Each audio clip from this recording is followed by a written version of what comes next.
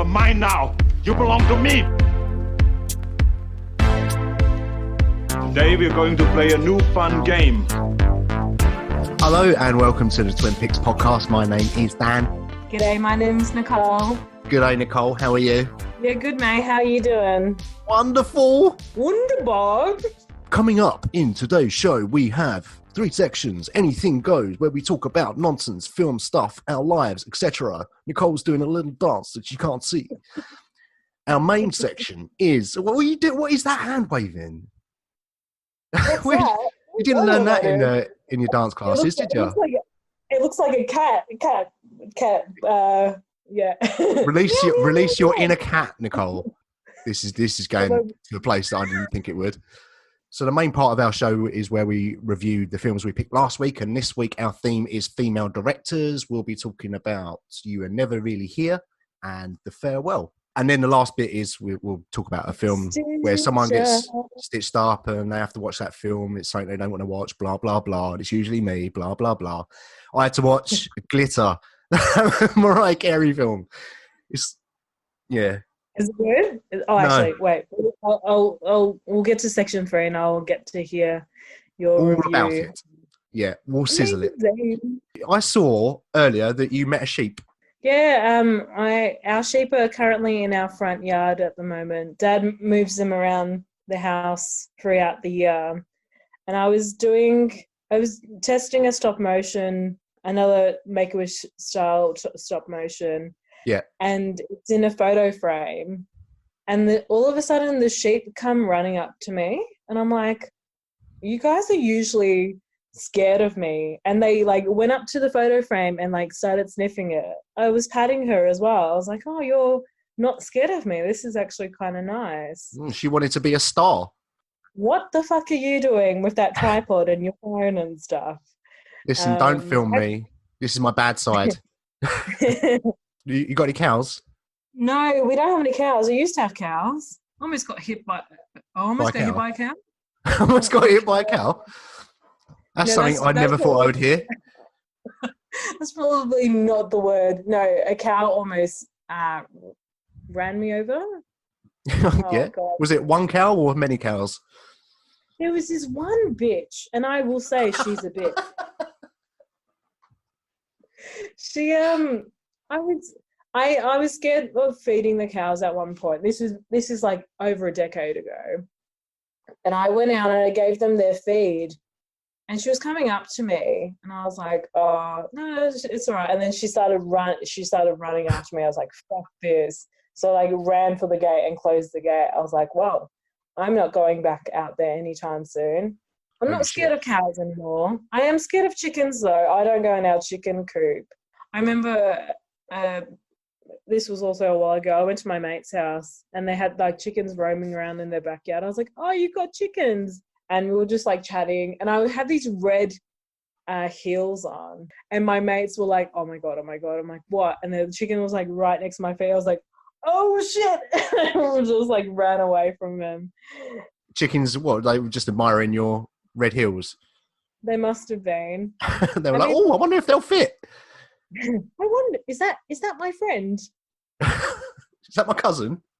Is that my cousin? Bob? When I do have my own place one day, though, I want to get a chicken coop and actually have fresh eggs. So I'll need to get over that fear at some point. My mum had chickens in Scotland. She had 6. I think she had 6 chickens, and she would they'd get eggs every day. And they were lovely eggs as well. They're so fresh. Many people that we've given our eggs to. God, that's a weird thing to say. They're the best, literally the best eggs. I also went for a drive on Sunday down the Great Ocean Road with my mate Catherine. The stop we went to was to Lorne, and there was this beautiful waterfalls. We walked down there, and it's just so nice to chill out next to a waterfall and just zone out completely. It's funny you're saying that it's just an everyday thing. It's so lovely to just go and sit next to a waterfall. And I'm like, yeah, I've been to one waterfall in my life. No. Yeah. Seriously, dude. I've seen one waterfall and it was completely by accident. I mean, it wasn't massive or anything. Just this little stream. And it was super nice and lush and green around. I did slip a little bit and I kind of went into the water at one point. I feel like I've been on my screen so much lately that at least once a week I like to get out and, you know, chill out in nature, either go for a hike or, you know, hang out with the waterfall and just zone out completely. I think this Sunday we'll also go to Trentham Falls, which is like about 40 minutes away, near Hanging Rock. Hanging Rock. I like the sound of this Hanging Rock. I need to go there. Yeah, when you do come. When I come to Melbs. We can drink lots of coffee. Hopefully your eating habits have changed and we can stuff you with lots of different cuisines here. It would be wonderful, yeah. I'll be happy to just eat a bowl of spaghetti, to be honest. I think that's enough about me, what things I've been up to. I'll talk about films in a sec. What have you been up to, Dan? I think last time I explained about falling off my bike and stuff again, and I've done some damage to my hand, so I've not been able to do that much stuff. So I've had a bit of a quiet week, so I've been a bit bored. Yeah, so I've been trying to entertain myself. So I ran out of sea salt spray. I used sea salt spray in my hair and I run out. So I thought, well, if it's just water and salt, I'll make my own. So I got there's no funny story to this. Like, it's just I made my own sea salt spray. This is interesting as the story gets.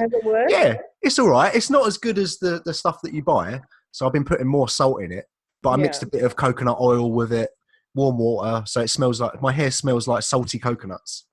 And the idea is it's meant to look like I've been at a beach. You live near the seaside, so why not just get some sea water and then chuck it on your head? I didn't think of that.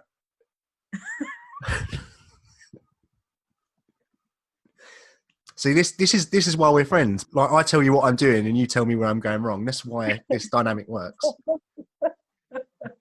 Oh, brilliant. There we go. So the most exciting thing that I've done all week, and you've just pissed on my strawberries. Let's talk about films, shall we? Yeah, let's talk about films. I watched a film called, more of a documentary. It's like more of a behind the scenes thing about the movie Flash. Oh, the Flash superhero film, the campy one. It's about that, and it's about. You haven't seen the film Flash? No. Flash Gordon. No. Gordon's alive. It's a very campy film. It's like a childhood film. It's cheesy as fuck, right? But it's got and it's had interviews with some of the cast and all that sort of stuff, and that was all right. It wasn't as revealing as I was hoping it was going to be. There was no sort of new information. It just gave a bit more about the behind the scenes, the weight of the suits, how they filmed it. Like Sam Jones, the main guy, Flash Gordon, he fell out with a producer so that when they'd finished recording, they didn't bring him back for any additional dialogue. They got someone else to dub his acting. So there's some interesting stuff in there, but it was all right to pass an hour and a half.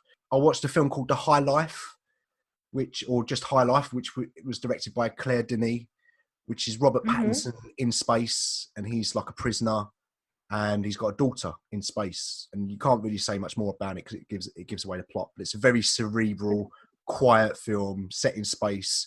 It's a good film. I really liked it. And then I watched Spider-Man Into the Spider-Verse, which is always fun to watch. It's really good. Is that the one that came out last year or the year before? I think it was 2018, maybe. Mm-hmm. Yeah, it's awesome. It's so funny. There's a lot of in-jokes, references a lot of previous Spider-Man films, but it also it's its own thing, and it's Spider-Verse, so it's like the multiverse. And there's loads of characters like from the comics. There's different versions of Spider-Man. You've got the original Peter Parker, then you've got Miles Morales Spider-Man, and then you've got Gwen Stacy Spider-Woman, and then you've got Peter Porker, which is a pig, and he's called Spider-Pig. And you've got Spider-Man Noir, and yeah, so it's like it's I love it. It's really good, funny film. What you been watching? Well, not intentionally. The first 4 movies that I put on after the podcast have all been female directors, coincidentally. Brilliant. So the first movie I watched was The Kindergarten Teacher. Have you heard of that? I thought you was going to say Kindergarten Cop. No, I remember watching that when I was younger, actually. There is no bathroom! Yeah. So what's Kindergarten Teacher then? It's about this kindergarten teacher. Fun enough. Okay. there's a really gifted child in her class, and he can just come up with poems naturally. And she's doing this poem kind of class outside of work. So she steals his poems, and like the class are really impressed by her. But she wants to what she's trying to do is then show this boy to the class and be like, oh, how amazing is this kid, and he should get published and stuff. But in the end, it was quite a beautiful film. It was just like those little things, like with schools and because, I work with Make-A-Wish and stuff. When I see things like that, I'm like, you're not even supposed to be touching the kid. Like you're not supposed to have any type of contact when you're in that type of environment, kind of thing. So she was constantly like crossing the boundaries. Yeah, absolutely. And then the next, I watched a documentary called Blackfish. It's upsetting, isn't it? It is very upsetting. It's amazing how the final incident could have been stopped if, they recognised the whole situation like 20 years beforehand. I remember finding it quite upsetting. Yeah, it was the first time I've ever watched it. I'm glad I watched it. I probably will watch it again at some point as well. Classic film that I watched was Something's Gotta Give. I've not heard of this. With Jack Nicholson. He's his bachelor and he gets with like younger women. Anyways, he's dating this younger woman, and they go to her mum's beach house one weekend, and her mum coincidentally is there with her auntie. Yeah. And he constantly gets a heart attack. And then she ends up, her mum ends up taking care of him, and they end up kind of getting into a relationship with each other. But he's not one to be in a relationship. Keanu Reeves is in it as well and becomes a love interest as well in this film. And then finally, oh God, this film was fucking terrible. So I watched, and I saw it on like people's Instagrams, and I was like, oh yeah, I'll see what this film's about. So it's 365 days? No, 365 days. Okay, yeah, I've seen this on the Netflix top 10 things as well. Oh. What's it about? Just think, it's like 50, well, and I'm a female, right? I've never watched 50 Shades of Grey, any of them. And it's a bit like that. Oh, I see. But even more degrading, and I gave it half a star. Yeah, a lot of him trying to get blowjobs from other girls, and you see that on camera. I'm just like, oh. Anyway, it was fucking terrible. Don't ever want to watch that film again. Well, there you go. Nick's top tip: don't watch 365 Days because it's crap. Let's move on from Anything Goes. Let's get on to the main bit, the main section, and we're here to talk about female-directed films. We had You Were Never Really Here and The Farewell. I started with You Were Never Really Here, and I think that we should start with that one now. Okay, You Were Never Really Here, 2017, directed by Lynne Ramsay. It's a short one, 89 minutes long. And the synopsis reads, a traumatised veteran, unafraid of violence, tracks down missing girls for a living. When a job spins out of control, Joe's nightmares overtake him as a conspiracy is uncovered, leading to what may be his death trip or his awakening. It stars Joaquin Phoenix as Joe, Judith Roberts as Joe's mum, Ekaterina Samsonov as Nina, John Doman as John McCleary, and Alex Manette as Senator Albert Votto. The budget was $2.5 million, and the worldwide box office was $7.4 million. That's not bad. Really cheap. Yeah. $2.5 million. It's got a big name in it. There's a few locations. So the opening scene is Joe is trying to kill himself, and he's kind of having these emotional flashbacks. And we learn that he's looking after his mum, and he's like a private eye or some kind of private detective. And his job is to track down missing girls that have been kidnapped. And in the case of the most recent job that he's taken, he's got to track down a senator's daughter, Senator Votto. She's gone missing, and it's suspected that she's been taken into this underage sex trafficking ring. So he's got to go and track her down and rescue her. And you think that's kind of going to be the main plot of the film, but it's not. He No. gets hold of her about halfway through. He finds her, and he finds this house, and he brutally takes out everyone in the house. But you're quite. I think it was done really well because he's taking people out with his hammer, and it's brutally done, but it's done in black and white through CCTV cameras. Yeah. Kind of a bit disconnected from it. So I think that was a really good way of doing that. But yeah, so halfway through he gets the girl, and it's more about his character than anything else, I thought. And it's very quiet, but I really like this film. I watched it. When did I watch it? I watched it for the first time maybe 6 months ago, and I wanted to watch it again, which is why I put it on the list. What's your take on it? Like, what did you think of the style of filmmaking? The style of the film kind of reminds me of Nicholas Winding Refn's films like Drive and like Only God Forgives. Yeah. Like very minimal dialogue cinematically, and the sound is phenomenal. Sound design. Johnny Greenwood did the sound and the score for this, who's from Radiohead. Okay. And he's done a few films before, and all of it, he always does a brilliant job at kind of immersing the sound in the story. I guess that's always kind of the intention, but you really feel it in this case. And I really liked the transition from, like, there was one scene in particular where I noticed where there was a really quiet scene in a suburban neighborhood where Joaquin Phoenix is looking after his mum. It's quiet, and then he leaves the house, and then it just cuts to a busy city street with all of the traffic and noise going on. And it was very noticeable. Maybe because I listened to it with headphones as well, and the sound up quite loud. It was quite startling when it changed, and I really liked that. I really liked that transition. The sound in general had some really good stuff in it. Like to get to it's because I think it's so well done that I think to do that on 2.5 million was really good. And I think they had minimal prep time as well. From what I heard, that Joaquin Phoenix was meant to be doing a film, but that fell through. That's right. Yeah, because when she did approach him about it, he had a number of films going on, and he's like, "Oh, I don't know if I can fit this in," as you said. Yeah. And they actually, this was the first director that he never met in person. They just had a phone call, and he also read the script and wasn't 100% sure exactly how it was gonna be shown in a way. I ended up watching this film twice over a couple of days. I watched this. Funny enough, I watched this with my mum, and I told her that it was going to be a mess up film, and I was pretty sure she wouldn't enjoy it, and she didn't enjoy it. Yeah. She's like, I didn't get that. I'm like, what the fuck was that about?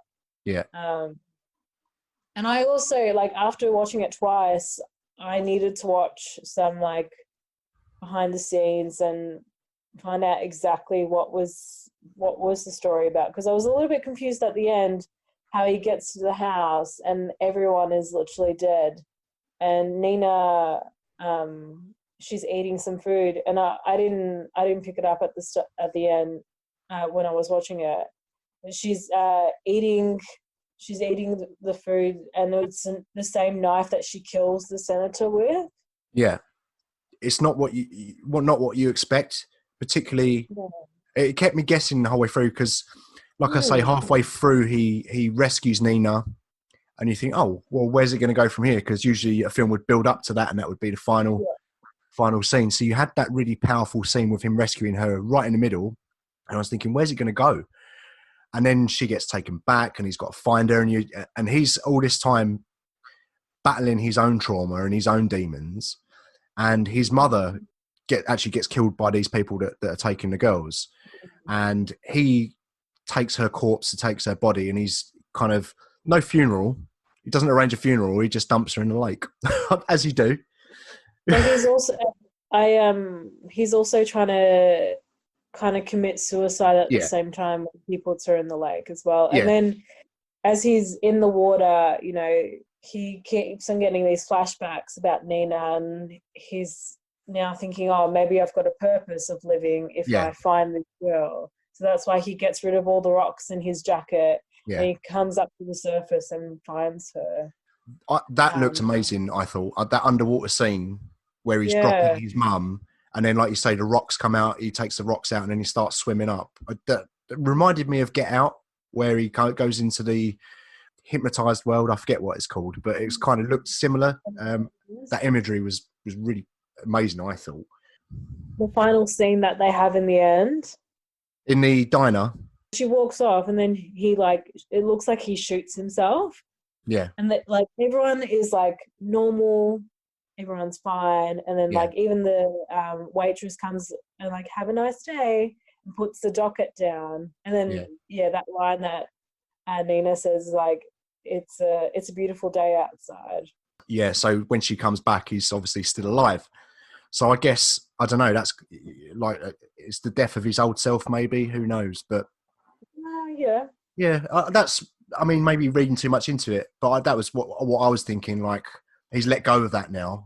I'd probably watch it. I'll watch it a few more times. I've got to order it because it's a brilliant film, and I want to watch see if there's some director's commentary and stuff. There's a couple of movie references in this film. Psycho is playing, Mother's watching Psycho, and then he references Psycho with the knife. Yeah. So you got that kind of Norman Bates vibe, but he's not that character. It's just, I guess, referencing that messed up kind of side, childhood trauma. Shawshank Redemption is playing in the background of a hotel, apparently. And I didn't notice that, but I'd heard that on some review. I've got a little fact here, right? So apparently there's an article on Rolling Stone, and what they say is that Lynne Ramsay had sent an audio file to Joaquin Phoenix when they were discussing the character. She'd sent an audio file to him that just had fireworks and gunshots on. She said, "This is listen to this. This will give you an idea of what I think is going on in the character's head." And that makes complete sense because it's just chaos, isn't it? Things go up in volume, things go down in volume. A lot of the time, things are muffled. You can't quite see what's going on. I think they just portrayed his character very well. You'll see why they got him for Joker after watching his performance in this. Yeah, there was no other choice really, and I do feel like a lot of people say that Joker's used obviously Taxi Driver as inspiration, which obviously they did, and I think Todd Phillips has even said that. But I would argue that there's some influence from this film as well. There's a lot of that character work, that trauma, the kind of strange sound design. I feel like was kind of influenced by in Joker was influenced by You Never Really Hear a Bit. I might be wrong, but I just, like you say, I feel like there's a lot of crossover there. I love it. I really like this film, and I think I really love Joaquin Phoenix in Joker, but this is his best performance in my opinion. Is this one? I just don't think he's done anything better. Did he win any Oscars or anything for this film? I don't think so. I don't think this film got nominated for anything. I'm sure it won. I think it won an award in Cannes. Okay. When it was released, and it got a lot of buzz and people loved it, but for some reason it sort of went under the radar a little bit. I don't think I'd heard of it until it came out on home release. 9 out of 10. 9 out of 10. I can't really think of anything bad about it, so it may even push a 10. I'd probably have to watch it a few more times. If it's got that rewatch factor, then it will break 10. But 9. I'm going for 9. I give it a 9 as well. Niner. You were never really here. 9 points out of 10. We've settled it, and now no one ever needs to talk about it again because we've settled it, and it's 9 out of 10. Done. Shall we move on to the farewell? Yeah. Okay, farewell. This was in your list, and I picked this from your 3. 2019, 100 minutes long, directed by Lulu Wang.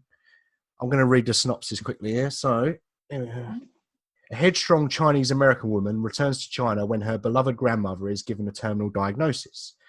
Billy struggles with her family's decision to keep Grandma in the dark about her own illness as they all stage an impromptu wedding to see Grandma one last time. It was Lulu Wang's second ever feature. Her first was called Posthumous, which came out in 2014 and starred Britt Marlin, who was in a film you mentioned to me a while ago called Another Earth. Right, so the main cast: Awkwafina as Billy and Sao Shuzhen as Nai. Probably mispronounced that, but they're the two main people. Budget was 3 million, and the worldwide box office was 22.5 million. So it made a bit of money. Honestly, I thought that it had done more money than that, though. I thought it was because I remember it being kind of a big deal when it came out. Maybe because it just got a lot of Oscar buzz. I don't think it got nominated, though, did it? it was one of those movies that should have been nominated for Best Picture for this Do you year, think so? and it didn't. Yeah. It was a strong year. It was a strong year. I don't agree with you. But yeah, Oh, okay. it was really well. Only because it was such a strong year, and I'm not sure what I would kick out of that year to put the farewell in. I don't think I could take it from my personal view. So it's an A24 film, A24 produced film. They do a lot of exciting stuff. So yeah, so the grandmother Nai, she has stage 4 lung cancer, and she's been given 3 months to live. The family don't tell her, and they want to just kind of let her live the last months of her life. Ignorance is bliss, I guess, kind of thing. And I didn't realise that how common that was in that culture. Yeah. But it's basically about them covering that up. And like we said, there's a fake wedding that's been planned, but they don't really want to get married. They just want to go, and everyone wants to go and see their nan in China. So Aquafina is living in New York with her immediate family, her mum and her dad. And she finds out that, or we're introduced to the character, and clearly she's kind of quite wears her heart on her sleeve sort of character. She says what she's thinking, and I guess she kind of represents Western culture. This is my take on it. It might be completely wrong, but obviously she finds out that her grand's dying, and everyone's keeping it from her grand, and she kind of disagrees. She wants to tell her grand, right? And for me, it was that kind of it was that representation of Western and Eastern ideals. But she agrees to keep them, and I'll go over and see her nan in China. You obviously you picked this last week, so this is one of yours, and you must have liked it because you watched it on the plane, I think you said. So you must have liked it because you picked it again.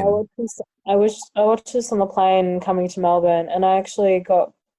It kind of reminds me of my family. So really, yeah, because I'm first generation Australian, so all my my parents were born in Malta, and my whole family is there. Literally, I've only got some second cousins here. I don't have the same connection as Billy has with her Nina, that she like calls her all the time and talks to her in that way. Yeah, but with my grandfather, I guess. Right. I remember the last time I saw him, which was around this time 5 years ago, he had a fall, and everyone, when I rocked up to the house, everyone was really concerned, and I thought he was like on his deathbed, but he was fine, and everyone was very serious, and I was the only one with him that I could joke around with him a little bit. But every time it was like heading back to Australia and saying goodbye to them. It was a very hard thing for me. Yeah, I can imagine. It's not like we live 3 hours away or anything. It's 24 hours to go and see them. So it was it's very heartbreaking when your family is on the other side of the world and you can't see them. And yeah, this film hit me a little bit. It sounds like it's quite personal to you as well, and that's a big factor in films, isn't it? Yeah, I think so. If you've already got that kind of emotional connection, like me with Locke, in many ways, there are many things about that character, like with his dad and stuff. And I was like, yeah, and that just gives it that extra emotional connection, doesn't it? Yeah. It's not. I've got to say, it was a very touching film and very well made. I was expecting it to be a bit funnier, and the only reason I say that is because Aquafina is brilliant. She's really funny, and she really dialed it back for this film. She was funny in parts. There were humorous moments, but it wasn't for me. I don't think I laughed out loud at all. It was just kind of like, oh, but it was very touching. But her performance was very dialed back, I thought, and you could really see her like vulnerability and stuff. And I thought she was fantastic. Also, they've got many shots of like either just Billy walking towards the camera, or a whole group of them walking towards the camera very slowly. And there's the soundtracks that they have for that. It's just something I liked with the film as well. I didn't really notice the soundtrack, I must say. I didn't notice it. It was only the only time I noticed it is when she was playing the piano, and I loved that scene. That's probably the scene that stands out to me more than anything else, to be honest, because It was the family gathering, and she'd already said just prior she hasn't played the piano in years, I think. And then all of a sudden she's on this piano and she's playing this really aggressive, like classical tune. And it was just like, oh shit, she's feeling angry and torn apart on the inside. And that just a really powerful scene, I think. Incidentally, that piano was Lulu Wang playing. Yeah, I was Did you about know to this? say that. Yeah. Oh, sorry, I stole your thunder. No, it's all right.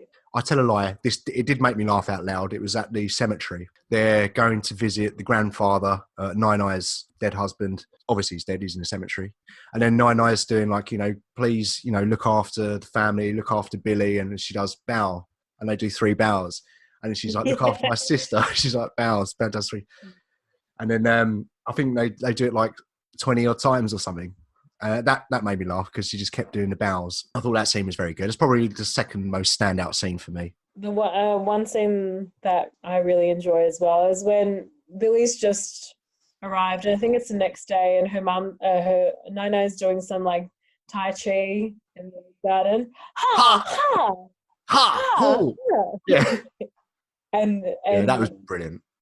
And Billy's not really taking it seriously, and her Nana is like, no, like, come on, get it out of you.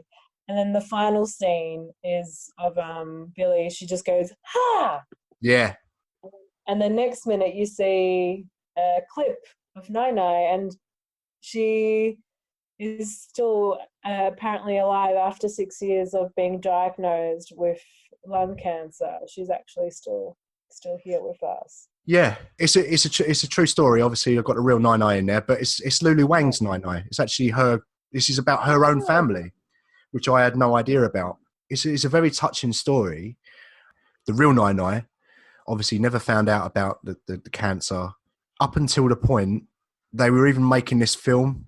Nine-Eye went on set that she was watching scenes being filmed. She still didn't know. They hid the title of the film from her because the title of the film in Chinese translates as "Don't Tell Her." So they even hid the title of the film. But she didn't find out until January this year that she had cancer, and she'd only found out because I think someone sent her a review of the film. All this time, she had no idea. I thought that was really, really fascinating. Little minor fact: the person who plays Nine-Eye's sister in the film is the real Nine-Eye's sister. She's the real little Nine-Eye, they call her. I really liked this film, but I didn't love it. For me, it's a 7 out of 10. Pretty solid. I guess because it personally hits me in a way. I would either give it a 9, almost a 10. Really? That high? Yeah, just because of the whole. It reflects on how I see my family in a way. Yeah. So I really loved it. Score's really high for you then. Yeah. Oh, good. I'm glad. We haven't scored very similar, which I'm glad. That's pretty similar. Like 7's a good score. I think I'm too generous on scoring sometimes. I think 7's a solid score. I may watch it again if someone's got it or they want to watch it or whatever. Then I probably would watch it again, and maybe I would get more from it a second time round. Because, like I say, I was expecting it to be funnier and more comical, so I went in expecting a good old laugh, and then it's about obviously a dying woman. So it's not as morbid as it sounds in many ways, but there is stuff in there that's fun and comical. I just wanted more of that, I guess. Right, shall we move on to the next part where we pick our films for the next episode? Yeah. Are you ready to do that? Let's do it.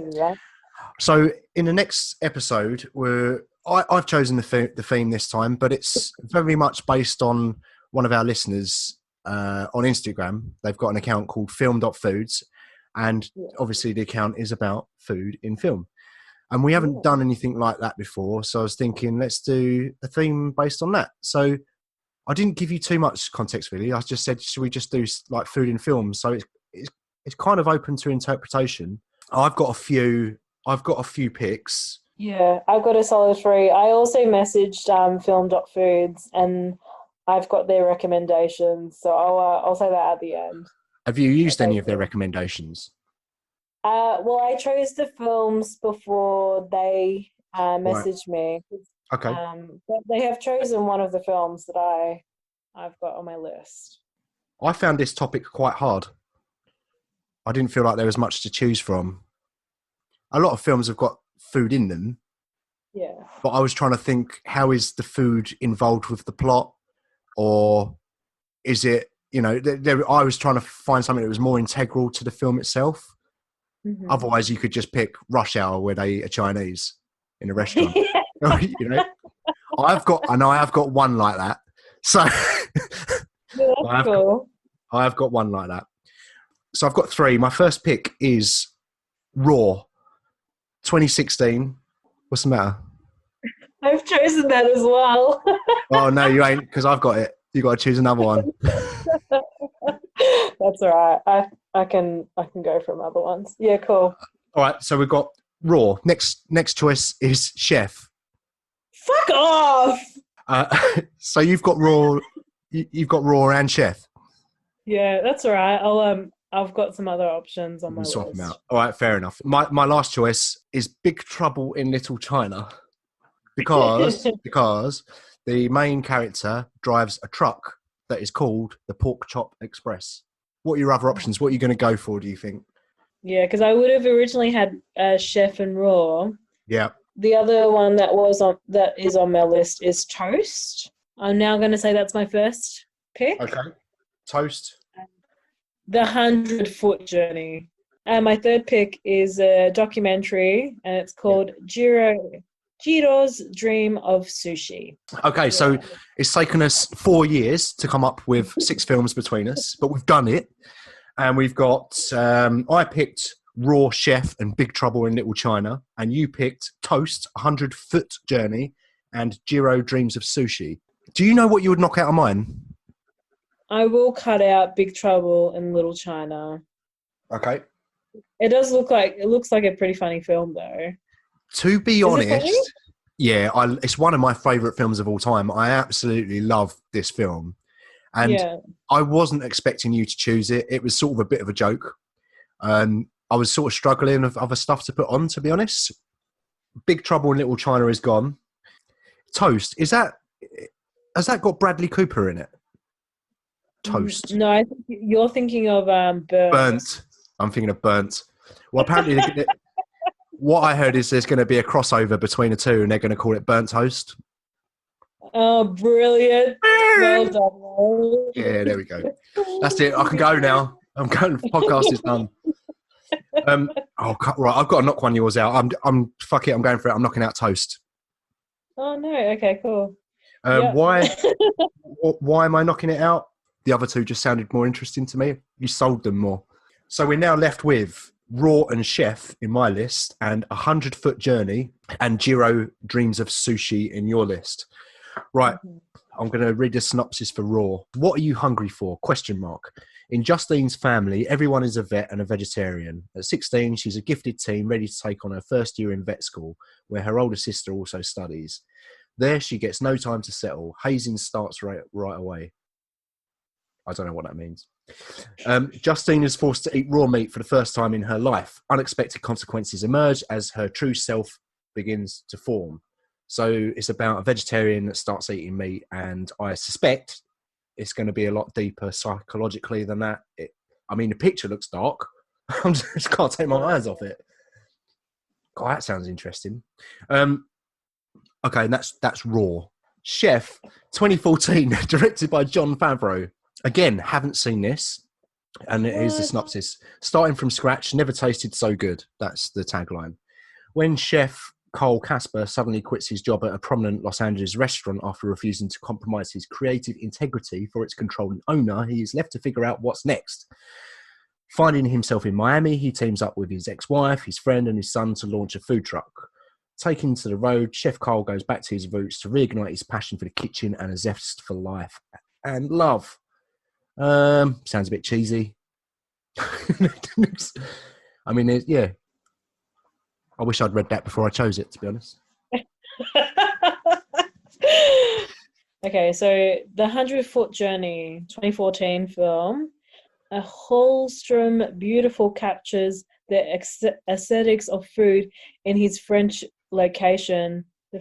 What? Is that a review? That's a review. I was like, that's not what I read before. God, what a dickhead.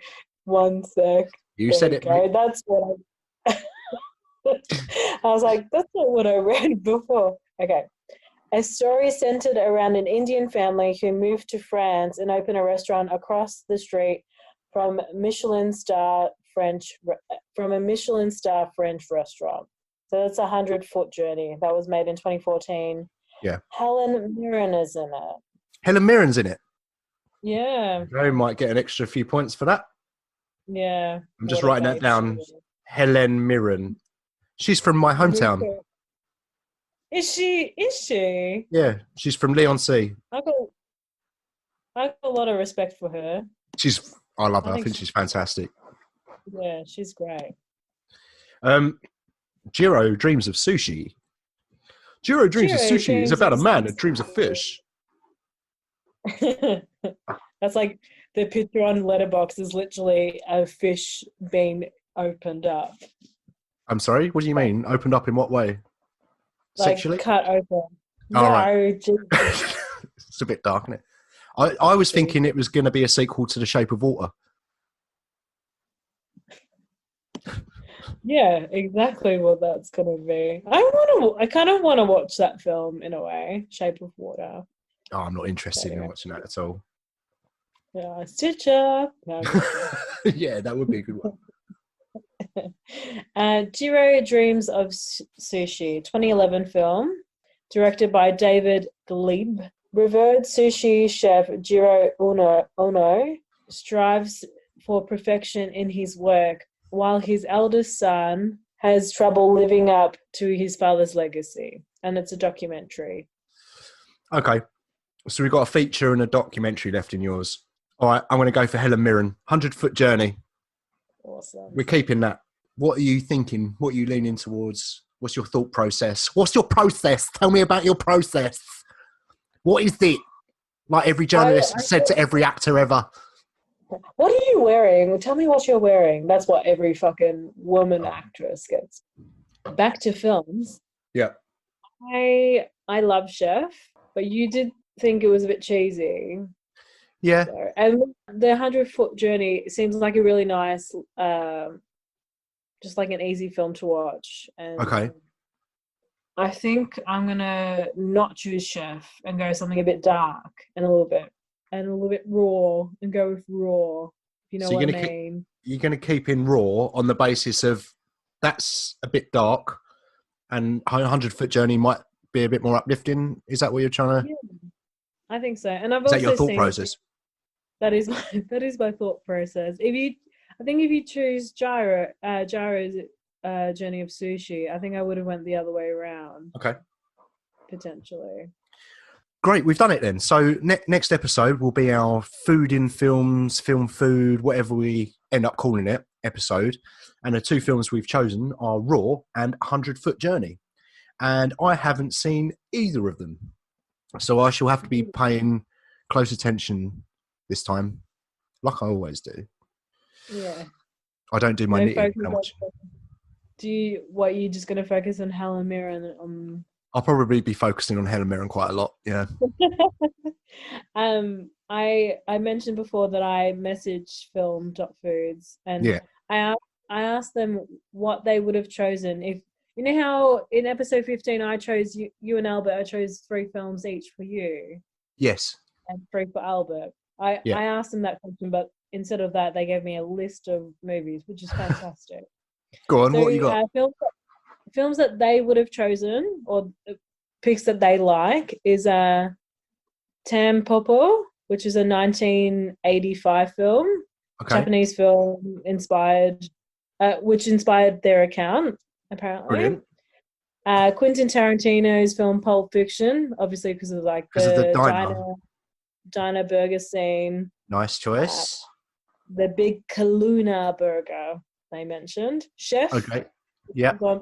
would have been on my list and was on your list. Yep. Eat, Drink, Man, Woman, 1994 woman. 1994 woman. 1994 film. Yes. And the other one was Like Water for Chocolate. And then other suggestions they said was for good movie food scenes. The Grand Budapest Hotel. Okay. Hook. Yep. Bangarang. Babette's Feast, Ratatouille, The 100-Foot Journey, which I actually 100-Foot chose. Journey was on there. Yes. I didn't even There you go. see that. We did that on purpose. Brilliant. Julie and Julia, which I've seen before. That's a really nice film, but I don't think you would have enjoyed that film. Okay. In the Mood for Love, Waitress, Burnt, and Willy Wonka. Oh, Burnt. No, that's the Bradley Cooper one. And Willy Wonka. Interesting. Yeah. Quite a rich mix of films there. Like I was thinking more like Teenage Mutant Ninja Turtles because they eat pizza. That's how my mind works.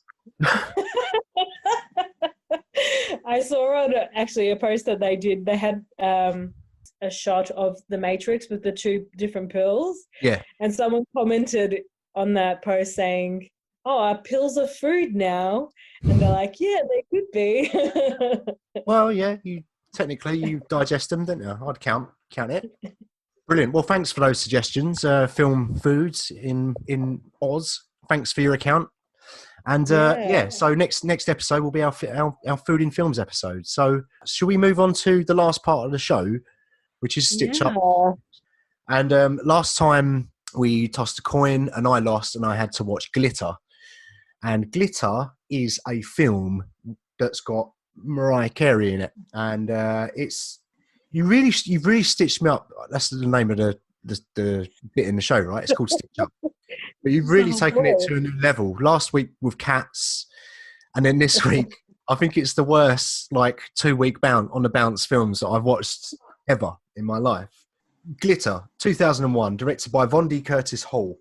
Synopsis: in music, she found her dream, herself, her love. I might have screwed that up already.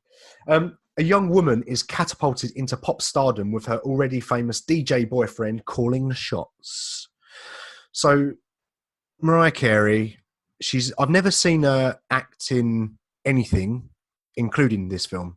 So she's a singer in a club, and she's working for this kind of shady character, Terrence Howard. So Terrence Howard is in charge of her, but she's got this amazing voice. So there's this DJ in a club, and there's this really cheesy scene. The DJ spots Mariah Carey right in a crowd, and he points to her, and it literally goes into slow motion as he's pointing to her, like, you, points at her. Anyway, he goes and talks to Mariah Carey, and he actually finds out that Terrence Howard owns Mariah Carey. So he buys her off of Terrence Howard, and then he makes her famous, finds her a record deal and stuff, and they end up falling in love out of nowhere, right? One minute he's just great, all in love, and it's all hunky-dory, and then out of nowhere he decides that he's going to be a bitter and twisted character. So there's no development there at all. And that's all of my notes. Look, I ain't got much to say about Glitter, mate. The thing that I kept thinking of when I was watching this film was I kept thinking the Kasabian line, "All this blood and glitter, it tastes so bitter." And it's from a Kasabian song, Rewired. But I just thought that was so relevant. I just kept thinking, tastes so bitter. It's bad, man. This is a bad film, through and through. I don't know. I don't know what anyone was thinking. I don't know what anyone was. What were they? It was awful. The acting's bad. There's things happen kind of out of nowhere. You see what they're doing because they're ripping off A Star Is Born, but it's just there's no depth of characters. All of the characters are around the main character, Billy. They're all men that are trying to control her or whatever. And I guess it's kind of about her, becoming empowered and stuff. And there's this whole subplot about her mum. She lost her mum when she was a kid. And I thought she was dead. But in the end, it turns out she's still alive. And I don't know if that was just because I wasn't paying attention. It probably was that. but that was a complete surprise to me. But basically, what happens in the film is I mentioned that the DJ gets all bitter and twisted, and he probably had a name, but I'm not going to bother myself with figuring out what that was. I'm just going to call him the DJ. He gets the massive they have an argument. They split up because he begins to resent her success. So he's really upset, and he goes off and he decides that he's going to play his xylophone for a bit, and then he gets shot in the chest. And all of these scenes just happen, but out of like with no kind of contextual build up before.